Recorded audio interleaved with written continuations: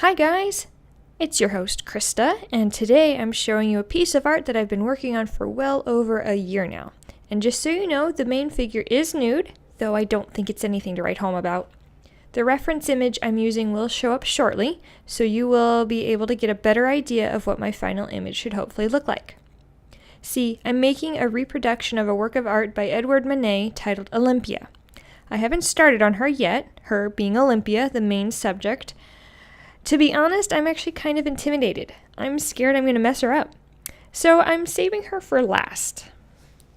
But anyway, the reason I'm reproducing a work of art from 1863 is for my application to grad school. See, I want to become an art conservator, and there are all these fun hoops I have to jump through in order to prepare for my mere application to it. I have to have a background in art history, check. I have to have examples of my artwork, check. Well, for the most part. This reproduction here will be my last piece. I have to complete a year of organic chemistry, and I'm nearly halfway there. And finally, I'll have to do a GRE and pay some outrageous price for the honor. While OChem isn't my favorite subject, and I've definitely been struggling with it, it isn't all that bad.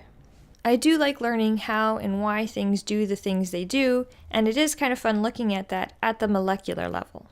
Also, it's amazing to me that if one piece of a molecule is changed, one small piece, it makes it a completely different thing with its own attributes and distinctiveness.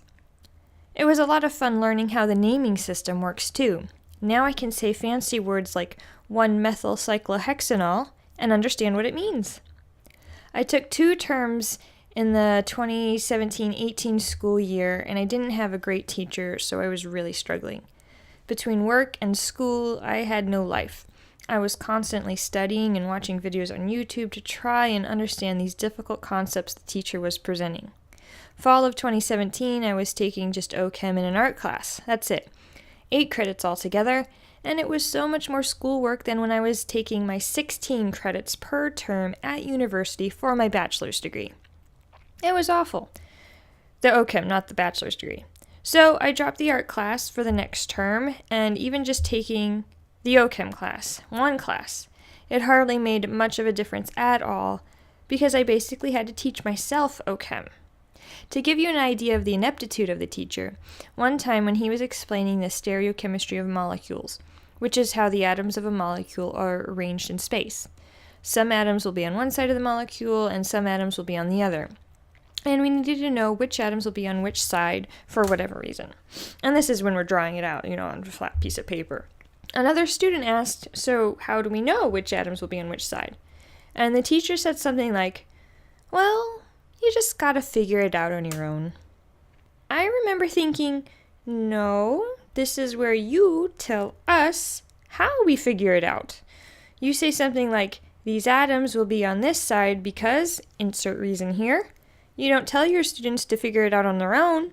I mean, honestly, you're paid to teach us, so teach us. In any case, I needed better grades for my application to grad school, so I had to come up with another plan.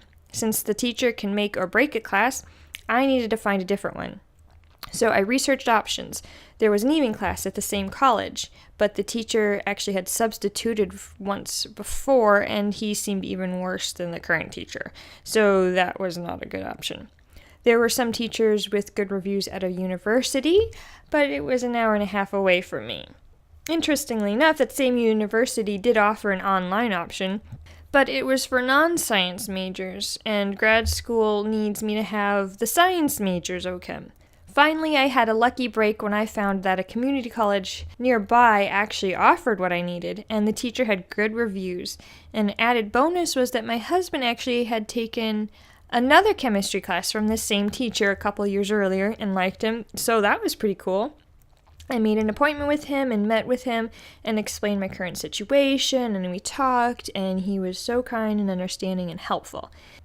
And then when I finally took my first class with him, it was great. He actually, taught us. Go figure, what's that about? Things began to make sense. It was wonderful. Now I get better grades with like a quarter of the work. I can actually have a life now. So enough about my chemistry woes. The colored pencils I use are Prismacolor. They are really pretty and nice to use, but they can be quite frustrating at times. When you try to sharpen them, the lead, well, I know it's not actually lead, but the core can break really easily, and then you have to sharpen it again, and then it breaks, and then you sharpen it again, and it's a whole cycle, and it's vile. And it wouldn't be so bad, except that these pencils are, kind of expensive. Alright, well, I'll leave it at that for now, and when I have some more footage of me coloring this piece, I will share it with you all. Alright, take care. Bye, guys!